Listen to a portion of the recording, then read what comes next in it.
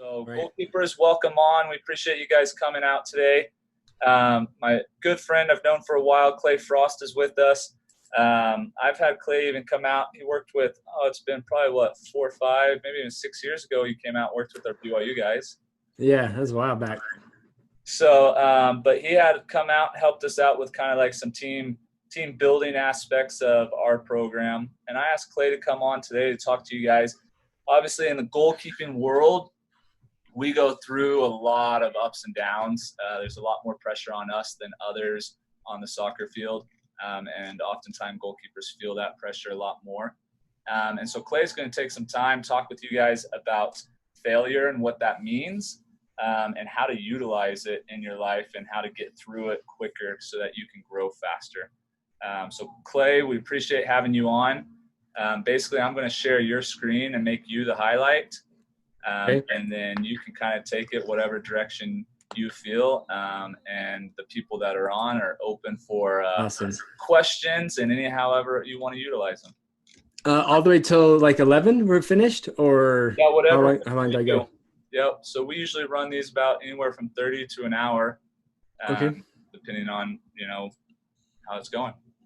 Cool. So what I'll do is everybody, so you're paying attention, I'll do a little bit up front, and then I'm going to painfully wait for some questions, because I think questions is really what drives your learning. It drives your focus. It really helps me to know where you guys are at. And so if you have any questions at all, submit them through the chat so that I can prepare for them and get ready to answer your questions and help you where you are now. But when it comes down to it, guys, I'll do a little bit of a explanation of who I am and what I do. So I do mental training, and that means anything that like a strength and conditioning coach does for your body, I do for your mind. So that really straightforward. It's not mental health services. It's not depression, anxiety help or anything like that. What it is, it's to take you wherever you are now mentally, both mindset and mental skills, and help you become more elite, and to really drive really optimize your potential. It's something that I absolutely love doing. I've been doing since 2012, and I've worked with thousands of athletes, professional, Olympic, just everything. And I absolutely love it. I love working with youth athletes, especially because that's where I needed it most. I feel like my ceiling was really lowered because I didn't have the mental skills that I needed back then. I did end up wrestling internationally. I wrestled at Division I level, and so I feel like I would have had a much higher level if I had learned these things earlier on. So that's why I love working so much with youth athletes. And so I'm just jazzed to be on with you guys right now. But first and foremost, the message that I have for you guys today is failure is the way. You guys can't get better without failure. You can't reach your goals without failure. Everybody is terrified of failure, but you never should be, because failure is the only way you're going to be able to achieve any goals. The reason why I say that is because failure is just feedback. It shows you where you need to adjust and what you need to learn. So there should never, ever be any shame felt because you failed. Yes, it stinks. I love winning. So I grew up wrestling, and like soccer, I love soccer. It's definitely actually my first love. I just ended up wrestling because that's where my talents were. But I've loved soccer. I've followed it ever since I was really young. None of my friends ever played soccer. Nobody else in my family played soccer, but I was like living in this soccer world where everything, I love it so much. And so I'm excited to talk to you guys about that today as well. But it's with wrestling, where it was is if you win, you legit, like the referee will hold your hand up and then turn you around so the whole crowd sees that you are the winner. And I get that. I love winning. I love the outcome. I love the result. But you will never get there unless you are learning. If this is where you want to be in your career, if that's Division I, if that's high school, whatever your goals are, if this is where you want to be and you're here now, the only way you can get there is by learning and focusing on your next few steps so you can continue making progress all the way until you get to where you want to be. Failure is a humongous avenue to figure out how to adjust, how to learn, and how to keep on growing. Again, I want to focus on this. And if you guys are taking notes, which I hope you really are, failure is feedback. I want you guys to write that down. Failure is feedback, because all it's going to do is going to show you where you are falling short and what you need to do better. So for example, if you guys are all keepers, I wasn't keeper. I was center defense. So I guess that there's at least some good communication there when I was playing soccer. But if a goalkeeper lets in a goal, say it's a total mistake, you just muff it. It just goes right behind you, right into the goal. You have two options. You have two paths you can take. You can take the one path where you get frustrated, you get irritated, you get mad, you start blaming other people, or you can start asking questions. You can say, what did I do wrong? How can I improve it? How can I improve my effort for next time? How can I keep moving forward? What do I need to do so that this never happens again? And if you start answering those questions, two things happen. One, you start learning, you start pushing your progress forward. And two, that the mistake can just stay in the past. It literally affords you to have a short memory because you are already fixing the mistake that you just made.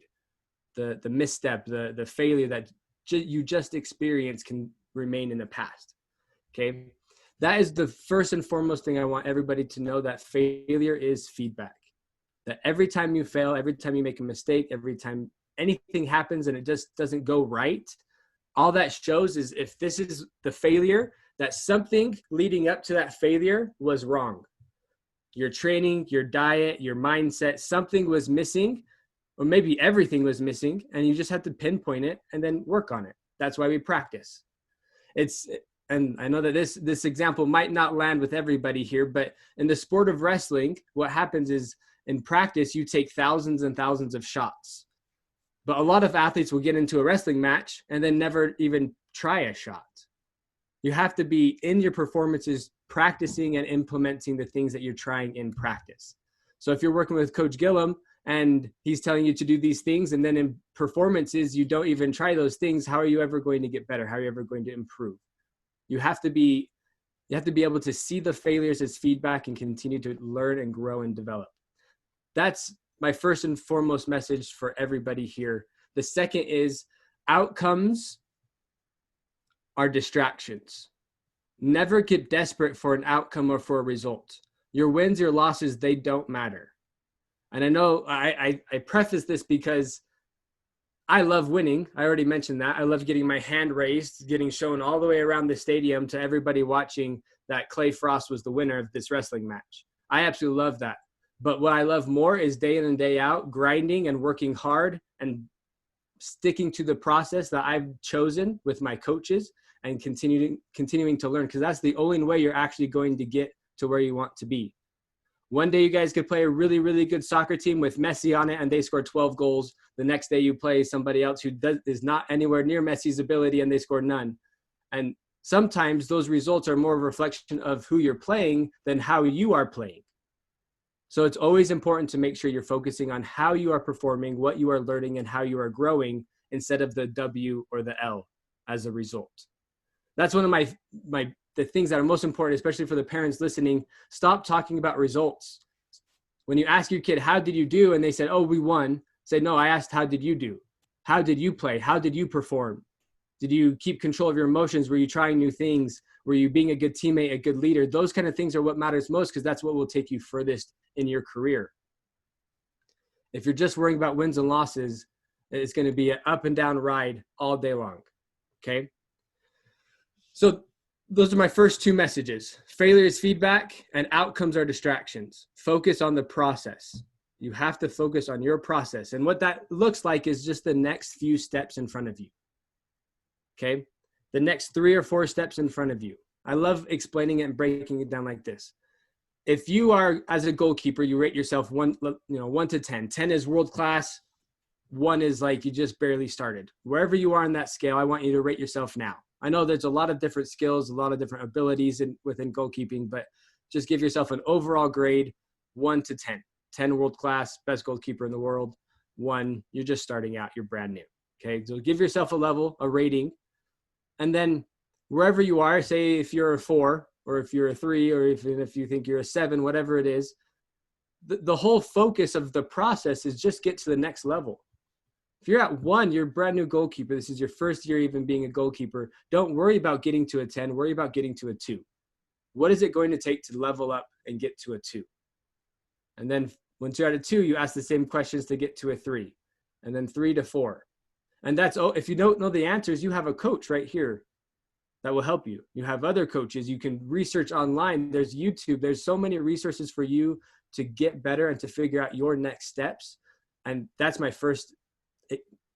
that's what I want you guys to be doing right now. Where are you? And what is it going to take to get to the next level? Okay. That is the process that you need to be focusing on. You're not going to be 10. You're not going to be perfect. There's going to be mistakes. There's going to be missteps. So what is it going to take to get from where you are now to the next level? From a 5 to a 6. Okay. Now, after sharing that, I hope that you guys have some questions. I hope that some things are kind of ringing very true, or like, oh, I see that. I see how that would help me be better, how it would help me perform better, and really deal with the ups and downs of being a goalkeeper better.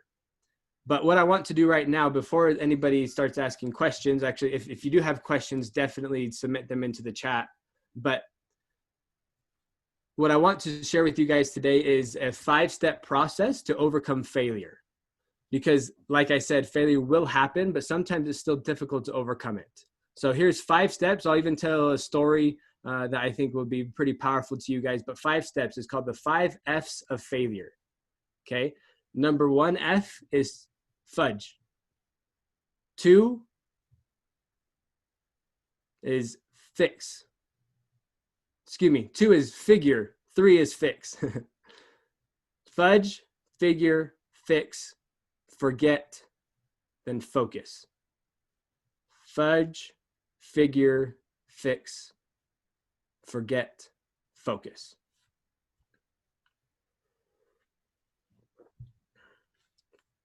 Okay. Now, each one of these steps are very clear. They're not overly complicated. It's something that every single person can do. Fudge is just recognize that you've made a mistake. A lot of times this is abundantly clear, as we usually make the same mistakes over and over and over. So fudge. Some other athletes might say another 4-letter F word, but we're going to stick with just fudge, move forward with that. But you have to recognize the mistake for what it is, and don't be judgmental. If you make a mistake, that doesn't mean that you suck. If you've failed, that doesn't make you a failure. All right. Don't identify with the failure. Just call it out as it is. Say, yeah, I made that mistake. And then the next step is to figure it out. What went wrong? Why did I make that mistake? What is the root of this mistake? And I think sometimes we find that there's multiple roots. That could be we're not eating right, so we're slower, or we're not working out hard enough, and so we're not well conditioned and we get tired. It might be mindset that you keep on telling yourself the entire game, oh, they're going to score on me, they're going to score on me, they're going to score on me. And so you're going to make that true. So you have to figure out what's the root of the problem. What is going on? What's the root of the mistake that you just made? What's going to keep you making that same mistake over and over? How are you going to root out that? How are you going to dig up that root so that mistake doesn't happen ever again? Okay. Number 3 is then you put in the work. Whatever your answer is on figuring it out, then you put in the work. You go to practice, you do it at home. I don't care if it's in the snow, if it's in the really, really hot in the summers, it doesn't matter. You put in the work and you make it happen. I remember growing up, I was terrified to have the ball at my feet, which is why I was probably a sweeper. And so what I did is I remember jogging around my backyard in the snow, hearing the crunch of the snow late at night with a ball at my feet. So I would be more comfortable because it was bad for my game. I'd make silly mistakes because I didn't want someone running at me when I had the ball. And so I put in the work to make that happen. I didn't let any excuses deter me from putting in the work, and neither can you guys. Excuses that take you away from putting in the work are going to hold you back for the rest of your careers. And realistically, the rest of your lives. Okay. So step number 3 is fix the mistake and don't allow any excuses to deter you from putting in the work. Number 4 is to forget. There's an old Greek, his name's Heraclitus. I think, I'm not quite sure how to say it because he's old in Greek. But one of the things that he said that has really stuck with me, that I read, he didn't say it, but he said, no man steps in the same river twice. And I want you guys to think about that, because what it means is if you've stepped in the river once, The second time you step in it, you have more experience and it's a new situation. And so no experience in soccer is the same experience. It might feel similar, but it's not the same experience because you're an older athlete with more wisdom. Even if that wisdom is 5 minutes old, it doesn't matter. Treat every opportunity as a new opportunity to continue to grow and develop. Put your mistakes behind you. And the beautiful thing about fixing your mistake and truly fixing it is that the natural next step is to put it behind you. Why keep on beating yourself up when you've already put in the work to become a different athlete, to develop new skills? You don't need to do that. It's unnecessary. You've already put in the work, so just move forward. The last step is to focus. And as I just said, move forward. You ask yourself the question, what's important now? And then you focus intensely on that. How can I make an impact in the game from this moment forward? Yeah, sure. The goal happened. We're losing. We're getting destroyed. Whatever the situation is, we're winning by a bunch. How can I impact the game now? And you guys probably know the answers. Your coach has been telling you probably for years now. And if you don't know what to do, then figure it out. Start communicating. Start talking to your teammates. Be a leader. Be prepared for the next opportunity to perform well. All right. So that's the 5 steps, the blueprint, 5 F's of failure. Okay. Fudge, figure, fix, forget, focus. Okay. This is a blueprint that the more you do it, the quicker it will happen.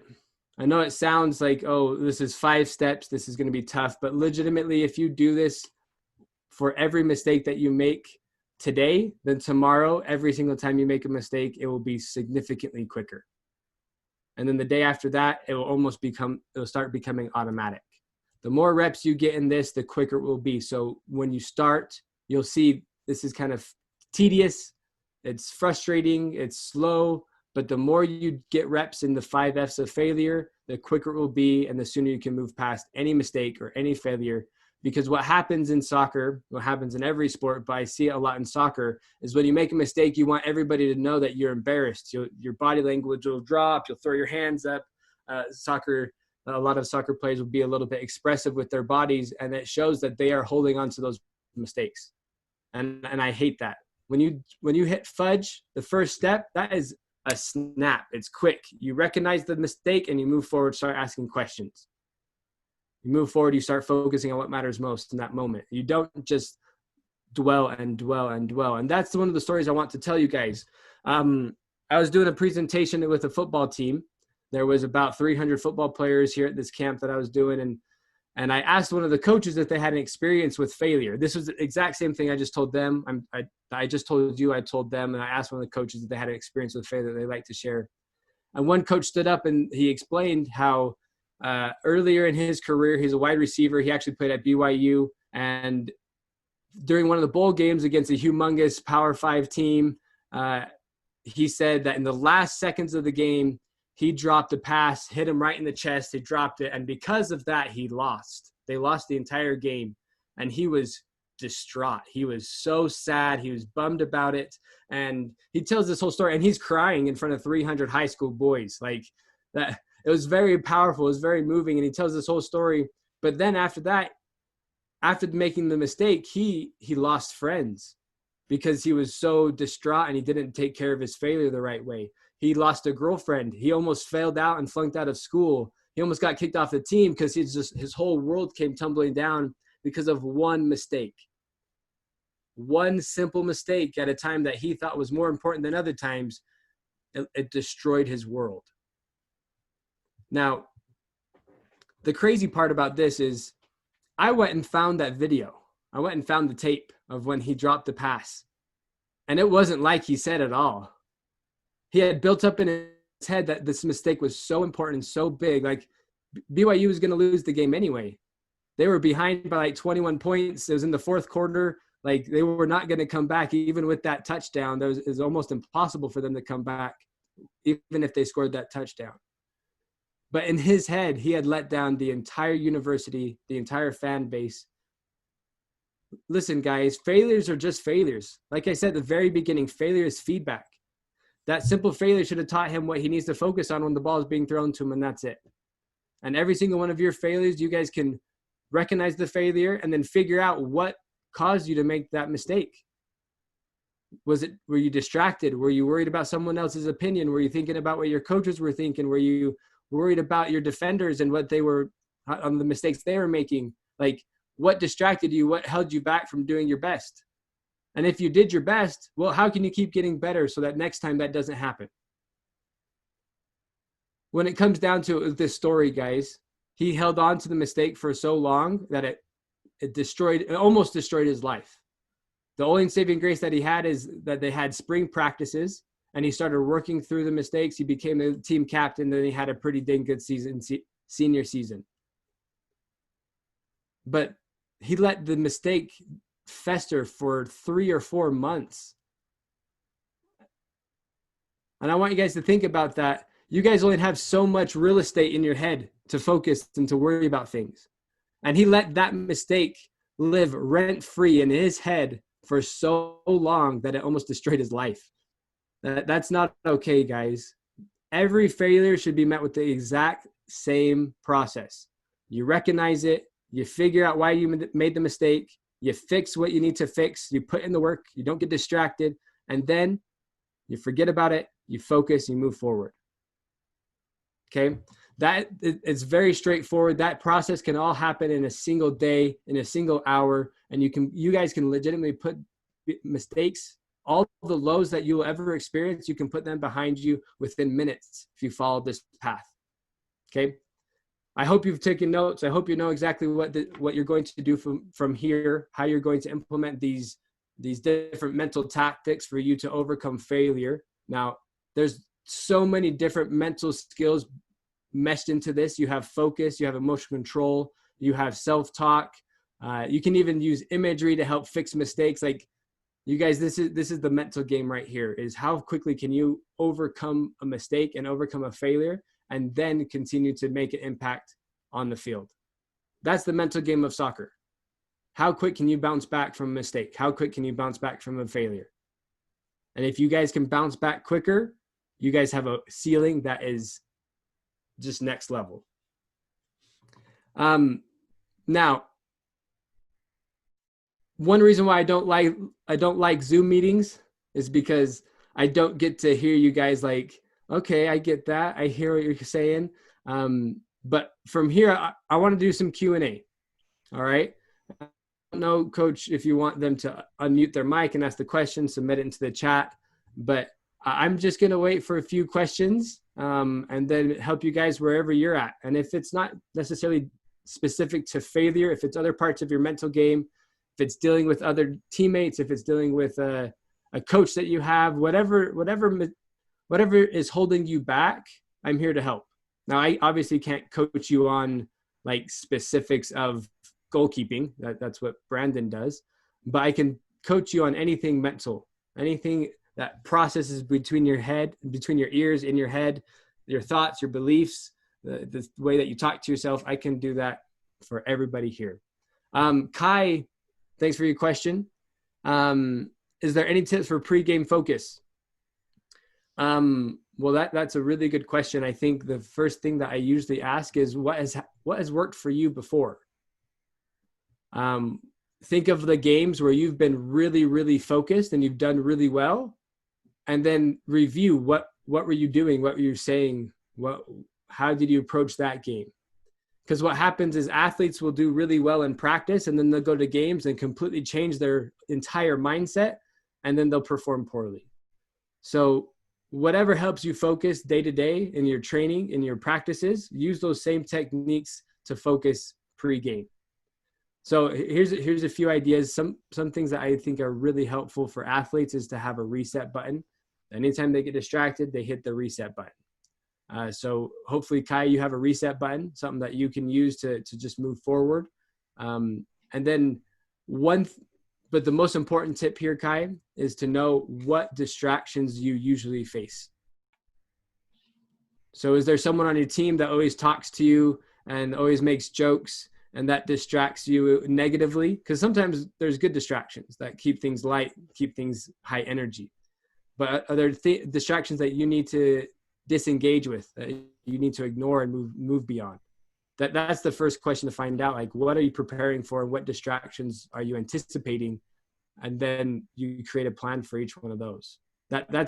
I know that's not a super specific answer for you and where you're at. So hit me up if that helps.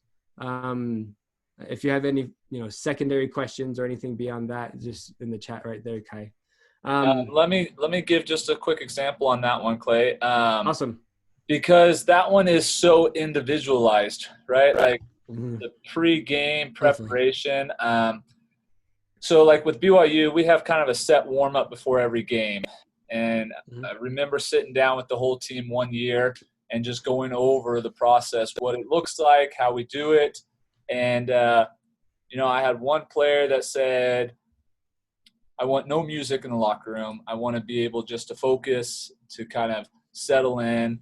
And then and I want a set routine that looks very similar once we step out on the field. And then immediately another player said, I want jokes.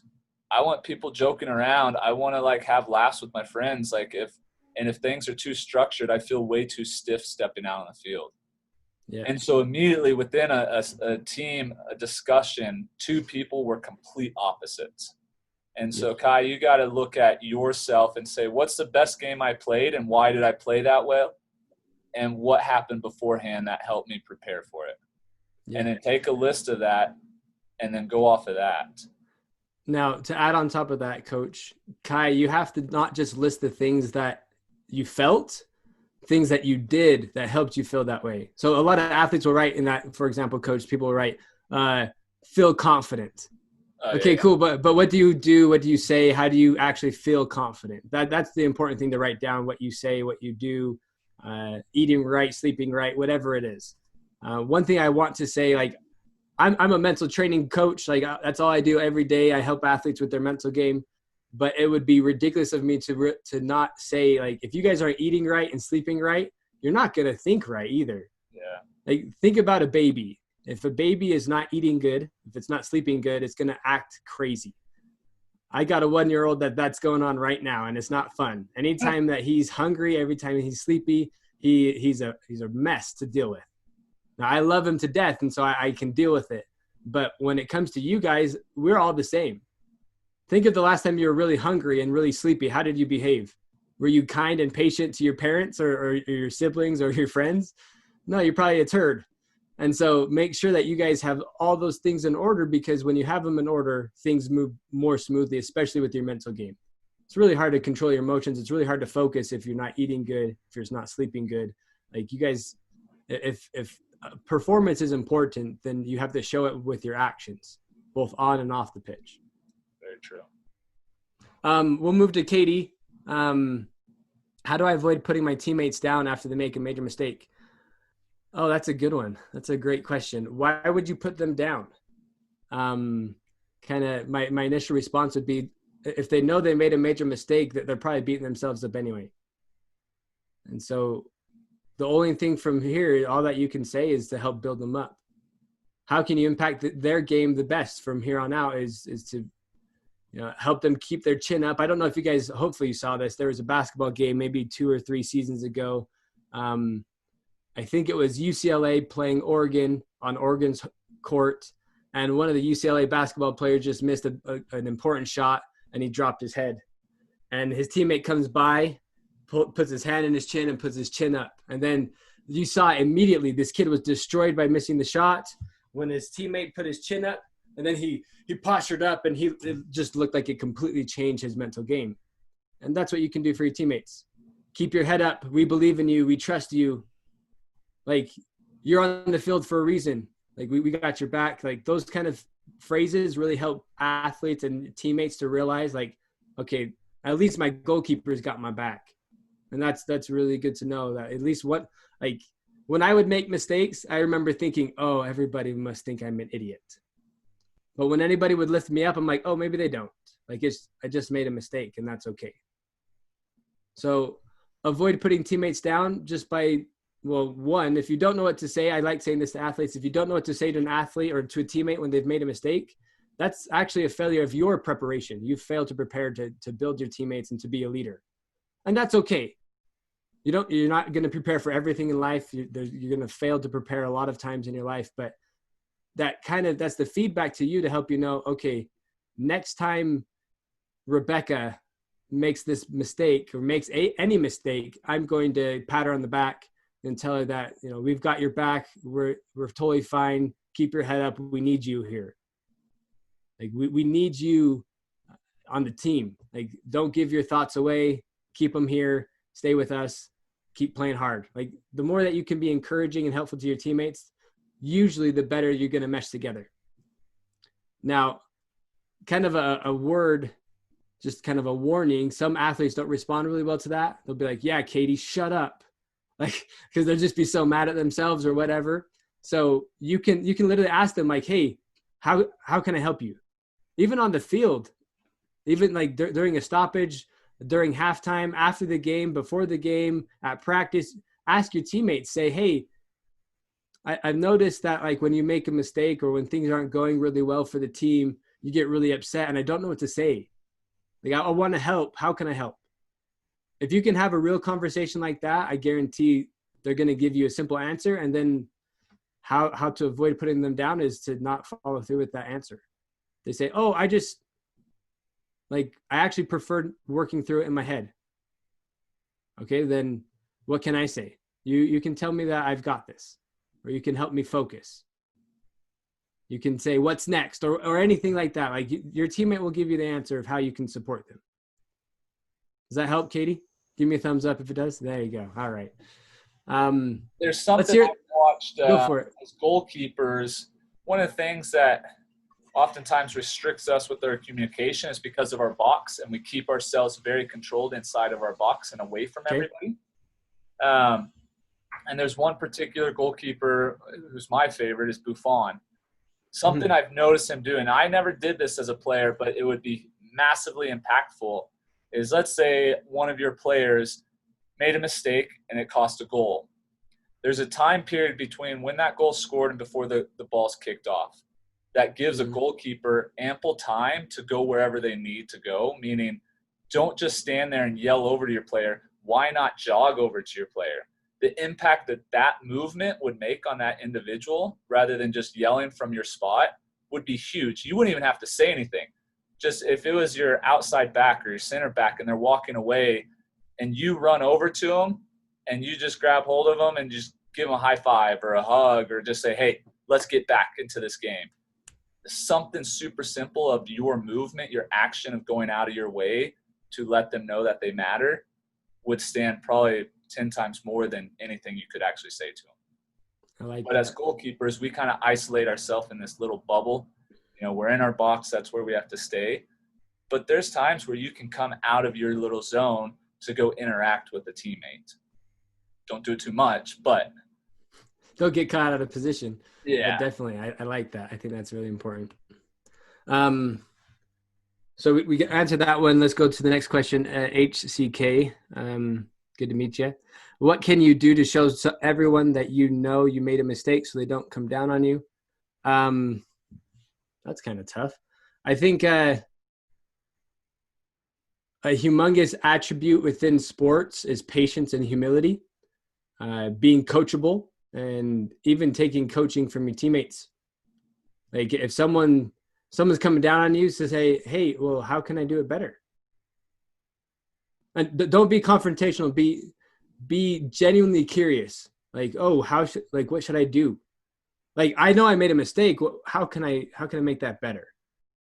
I think that a lot of times, and that's what's so tough in soccer, is that you got 11 people probably all on the similar page, trying to do the similar thing, that when people make mistakes, you get so frustrated at them. Instead of like, okay, well, how do I play into this? How can I help? We get frustrated. And I think there's a lot in the mental game and mindset that really we need to work on individually. But I mean, you can't control other people. And so you can't ask questions. You can't say, hey, I know I'm trying my best. I clearly made a mistake. How can I make that better? I think when teammates are coming down on you, that's kind of you can either escalate or you can de-escalate. And a well-worded question really de-escalates. I imagine if they're coming down on you, that like they'd be in your face. I don't know. Can you talk to that, Brandon, a little bit? Like, I didn't experience that too many times on my team, so I can't really relate to that. The first thing that comes to my mind is this has to be a culture that is put into practice at your training session. Yeah. And what you just said about asking questions is the key to it. So if you're in a training session, during the training session, it's easy to be able to stop and talk to a coach. You get scored on, and it wasn't because you made a mistake. It was a scenario that you were maybe unknown. Well, how do I fix it, right? It wasn't about, I just need to save the ball. There's other things I could have done. Yeah. Right in that moment saying, hey, coach, like, what can we do different to prevent this goal? Right? And if your teammates recognize that you're the first person to try to fix it, then nobody's coming down on you during the game, right? If you get in that habit, if you're coming off at halftime, coming straight to your coach, like, hey, coach, what can we do better? Then everybody knows that you, as soon as anything bad happens, have already started the process of fixing it. And so if you can do that in a practice scenario, where every time you're out at practice and there's something you don't understand, which happens all the time, that you just say, coach, would you rather so-and-so tuck in, or would you rather so-and-so mark here? Like, what can we do to prevent that shot from happening? If you take that approach, then immediately every single one of your teammates know that you're trying to fix any problems that are out there. Because I don't think there's anything you can do with like your body shape or, you know, your actions as far as people not yelling at you. You're going to get people to yell at you. That's going to happen. Mm-hmm. But I think if everybody around you knows that you're already trying to solve problems, that they're not going to get onto you for it. I like that a lot. Additionally, kind of on the back end of this, if someone is coming down on you, recognizing like a lot of times when people are coming down on you, it's more of a reflection of their headspace than yours. So don't let that cancer spread. Someone's frustrated, someone's irritated, someone's coming down on you. Like, of course, take what they're saying and observe if it's correct or if it's wrong. Like if they're saying things that are true, but they're mad, well, just look for the truth and start implementing it. Start, trying to make those improvements. But if they're just mad and yelling, like don't let that. It starts in training. It starts at home. It starts in school. It starts everywhere else. But don't let that take you off your game. Stay focused on your process. Keep on trying to learn and grow and develop. And if it rattles you, then you're going to know that you're not going to perform well moving forward. So if someone's coming down on you, be ready to just move forward, put it behind you, and keep on doing your work that you can put in, staying focused, staying prepared for everything that can come in the game. Because I have a question kind of off of that. Yeah, go for it. So the story that you shared about the football guy dropping the pass. Yeah. So I think one of our, as just humans, this isn't just in sports, but this is overall in life, one of the biggest issues is the stories we tell ourselves, right? How true the actual story is, right? I mean, we can look on the news right now, drama sells. And there's a reason, for whatever reason, inside our head is the same thing. When we retell ourselves our stories of what's going on, we tell it like the worst case scenario. Yep. It's not I made a mistake. It's my parents are watching me. I let them down. My coach, I let him down. I let down my whole team. I'm never going to get recruited. My future's over. Right? Like all of a sudden a small mistake, and we tell ourselves this story that it has more drama than, the best drama movie ever. And that's what's running through our head. So how do youth athletes control the story that they're telling themselves? What's reality and what's just really not true at all? There's a bunch of different ways you can go about it, but the first is to start. It's the first 2 points I said when I started this. It's actually what coach is asking is the same thing that almost every single athlete struggles with, every coach, every parent. But when it comes down to it, focusing on failure as feedback is humongous. The moment that you realize that anytime you fail, it's not the end of the world. It simply just says everything that you put leading up into this moment, something was off. maybe 5 things, maybe 3 things, maybe just one thing, but look for those things. And if you see failure as feedback, it won't just change the story you're telling, it will change the reaction to any failure. Like it won't even become a story if you see failure as feedback as part of your journey. It's not you're not hitting any oh crap button. You start moving forward. So that's my first thing, like right there, is focus on failure as feedback, as a tool to help you continue to improve your game. And of course, outcomes are awesome. They're fun. But the more you focus on them, the more you start telling stories like this. Like I can tell you, in my senior year of high school, when junior year, I dislocated my shoulder at the state championship. So that obviously was pretty rough. Senior year, I had developed this humongous mental block because I didn't want to get injured. I saw a humongous wrestling future for me. And so I had this story that I worked harder than everybody. I did everything better than everybody, but then I would always lose the important matches by 1 point. And then the story became, oh, the refs, they are the worst refs ever. I don't know how, blah, blah. And I just told this whole story that it was everybody else's fault and not mine. So in response to that, coach, if you have a bad story, if your story is dramatic, it's just over the top, I need you to pause and I need you to ask the question, is this true? Is the ref really the worst ref in the world?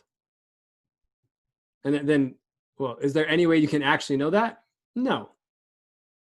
And what role did I play into this situation? Then if I would have asked myself that, like, if someone around me, which I'm sure people did, I just wasn't ready to listen, someone would have put it back on me and say, that ref actually wasn't bad. You just froze. You're not doing what you know to do. And that would have stopped the story and it would have made me reevaluate. So first is to ask, is it true? And then ask, who would you be without that story? If you didn't have this story of drama of, oh, I'm letting down my parents, I'm letting down everyone around me, how would you operate? Probably a lot more free and a lot more fun, a lot more enjoyment, a lot more progress and learning, because you're not so distracted by a story that's just not true. And then the last part, after you ask the 2 questions, is it true? Who would I be without the story? Say, flip it back on yourself. Well, Mo, I'm disappointing my parents. Well, there's no way to actually know that, but I'm disappointing myself. Because a lot of times the thoughts we project on others, like I was saying about your teammates, the thoughts that you project on others really just come from yourself. Your parents might not be disappointed at all. Your parents might just be proud that you're putting in hard work and you're trying. Your parents might be proud that you just didn't quit this season. I don't know where your parents are, but when it comes down to it, you have no way of knowing unless you ask them. And so don't feed into these stories. Ask yourself, is it true? Who would you be without this story? And then flip it on yourself. Well, if I think these things, do I actually think these things about me? I'll give a quick example. A few years ago, RSL was hiring. Well, actually, they weren't necessarily hiring. I was trying to create a position for myself to work with RSL. Like I said, I absolutely love soccer. I want to be with a professional organization. And I kind of had it in with Rob Zarkos.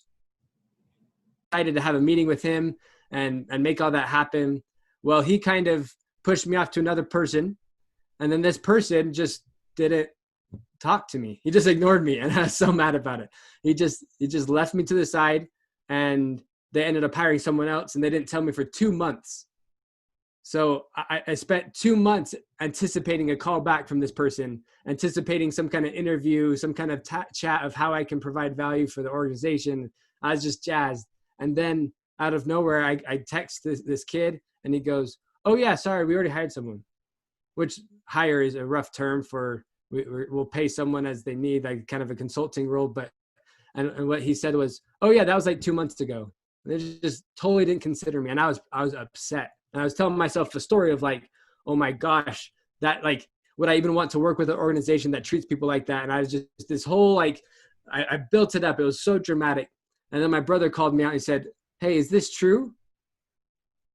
Is it true? Like, what did you want from them? And I said, well, I wanted them to give me a shot. And they didn't even consider me. And then he goes, turn it around. And the whole time I was doubting my own abilities at that time. Like I wasn't even sure that, like I thought I was lucking into the position instead of that I was actually qualified for it. And so when it comes down to it, guys, the story that you tell yourself, it's a humongous reflection on your own emotional control, on the lack of self-confidence or anything else around it. It's more of a reflection of who you are and how you're reacting to a situation than it is on anybody else. So is it true? Who would you be without that story? And then turn it around. Okay, 3 simple steps. That's actually from a really awesome book, Loving What Is. Definitely recommend it. It's a pretty heavy book, but not terms of language, just themes. It's kind of a I don't know how I would really explain it. So this lady, she calls it doing the work, and she discovered this as a drug addict, and she's helped other people do the work through a bunch of really, really tough situations. So it's not like, anyway, great book. I'd recommend it if you want to know more about it. I'd be happy to share. But let's go with just one more question. If there's any other questions out there, and then we'll end this. I'd love. I wish I could have interacted a bit more with you guys. Hopefully, when things are back to like normal, we can do this in person because I'd love to make that happen. But what other questions are there out there? I have plenty, but I want to hear from you guys. So let's get one more. Somebody, you can even unmute yourself to ask it if you want. Yeah.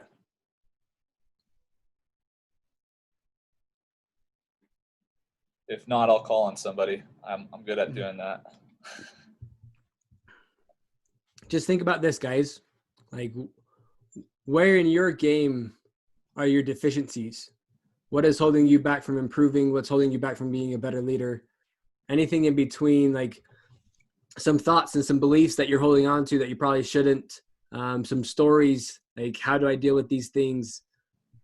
Anything that you think will help you get to that next level and you're trying to figure it out, those are the best questions to be asking.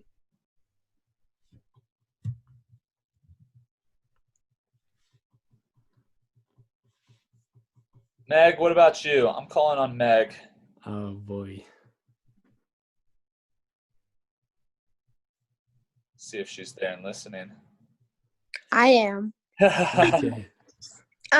Maybe a question would just be like, what if, I don't know, during that game, it seemed to like, it's not you that's getting down. It's kind of like your teammates. I don't know. Like, how do you, well, I was just thinking, like, adding on to what you were saying before, like, would it be better to be that person that was, like, building somebody up during practice as, like, instead of, like, asking questions or, like, being a person to, like, go up to the coach in front of everybody to like, I don't know, like, is being a leader a big part of, like, fixing how you're acting on the field or like how you're acting towards others? I don't know. I just feel like I hear all the time. It's like being a leader, like all the time.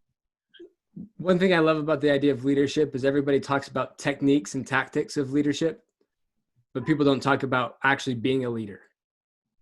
And so I guess what I just am trying to say is if you try to be a leader on the pitch during a game and you're not trying to be a leader in practice and everywhere you are, then it's going to come off inauthentic and your teammates are not going to respond well. Okay. I don't know if you ever experienced where someone just in the middle of a game starts trying to step up and tell people where to go. You're like, who are you? Like, you've never done this before. Stop. Like, it's unfamiliar. We don't like it. But if they would have been doing it through practice, it just would have felt natural. And so the idea of being a leader, obviously it's important because if you have an athlete on your team who's not a leader at all, they're probably not an example of anything as well. And so developing your mental game is one of the best ways to become a leader. And I don't just believe that because it helps me in what I'm doing, but if you have zero emotional control and you're freaking out at every moment, you're not a leader. Like, I'll give an example, and I know that I'm coming down hard on an athlete, but Cam Newton, he is completely infectious with his energy. Everybody on his team, when he was on the Panthers, everybody loved him. But also when he got frustrated, he'd bring everyone right down with him. And so if he had better emotional control and he could help his team maintain higher levels of energy, then he would have been able to be a better leader for longer and through especially the tough times and through the adversity. So emotional control is humongously important. If you are losing focus, you're getting distracted, you're talking bad to yourself, talking bad to others, you're not seen as a leader. And so the moment that you start in practice, pushing yourself into uncomfortable situations, talking with teammates, figuring out how you can help them, doing your own work and making sure that you're mentally tough and able to deal with adversity instead of freaking out and getting upset. Like if you're the leader on the team and you're freaking out every time a goal is scored, like you're setting a precedent for everybody else to do the same. And so if you make a mistake and you're feeling bad about it, but your teammates are freaking out, but you set that precedent, is it your teammates' fault or is it your own fault? And so I think when it comes down to, and I don't know if I'm really answering your question because it was a big question, but I hope I'm helping at some point. But when it comes down to it, when it comes to leadership, focus on developing yourself and learning as much as you can, and people will follow. That's a long game strategy. And that's why some coaches really struggle, because they don't play the long game. They play immediate results, and they might threaten, they might pull players, they'll get immediate results, but long-term, it doesn't quite help, because what they're doing is they're making sure that athletes know when they fail, they get pulled, or when they fail, or when things don't go right, then they're not considered, or they're not then valued. But if you can teach your athletes and your teammates that even if they make mistakes, even if they fail, that they are still valuable, they're still appreciated, that their effort is still needed.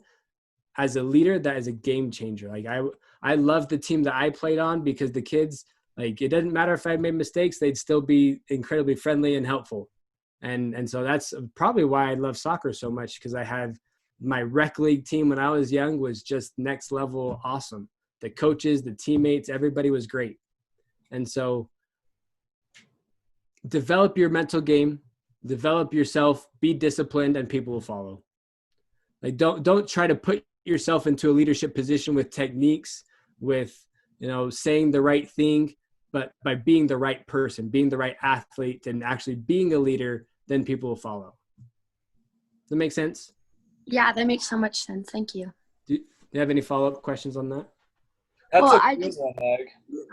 Because yeah, I think every goalkeeper on here at one point or another, and maybe like pretty consistently, have heard their coach say, I need you to be a leader. But there's never like a description that goes with it. There's never, and that description changes due to your personality as well. A leader is not one set criteria. It depends on your personality and where you fit in within your team as well. And so that's a really good question, because I hear it all the time with coaches.